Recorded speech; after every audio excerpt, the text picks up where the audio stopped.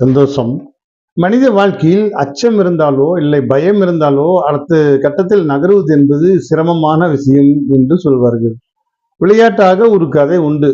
அக்பர் சபையில் ஒரு மந்திரி இருந்தார். அந்த மந்திரியோடு ஒருவர் இருந்தார். அவர் மிகப்பெரிய தீனிக்காரர்.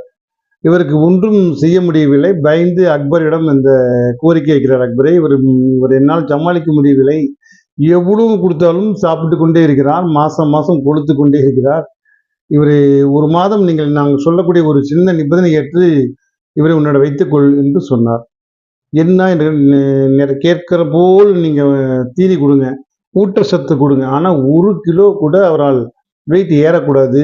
அதை நீங்கள் பார்த்துக் கொள்ளுங்கள் என்று அக்பர் அந்த சபதத்தை ஏற்றுக்கொண்டார். ஏற்றுக்கொண்டு ஒரு மாதம் கழித்த பிறகு பார்த்தாலும் எடை கூடவே இல்லையே, அப்படியே இருந்தது. இந்த மன்னருக்கு அதிசயம். வணங்கி அக்பரே, இது சாத்தியமாற்றான்னு கேட்டபோது சொன்னார், நீங்க சொன்னது போல் ஊட்டச்சத்து கொடுத்தேன், நிறைவான சோறு கொடுத்தேன், அவனுக்கு என்ன வேண்டுமோ அதை செய்து கொடுத்தேன்.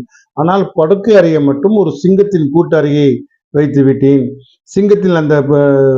சிங்கத்தின் கூட்டை லாக் இல்லாமல் இருக்கின்ற ஒரு வார்த்தை மட்டும்தான் அவருக்கு சொன்னேன். ஒரு மாதம் கழித்து தான் தெரிஞ்சது, அந்த பயம் அச்சத்தினாலே அவனுடைய எடை கூடவில்லை என்று சொன்னதாம். ஒரு மனிதனுக்கு அச்சம் பயம் வந்துவிட்டால் அடுத்த அடி கூட நகர்த்த முடியாது என்பதுதான் உண்மை. எதுவுமே அச்சம் இல்லாமல் பயம் இல்லாமல் எந்த ஒரு காரியத்தை தொடர்ந்து வெற்றிகரமாக செய்கிறோமோ அது வெற்றி பெற முடியும். துணிவு வேண்டும்.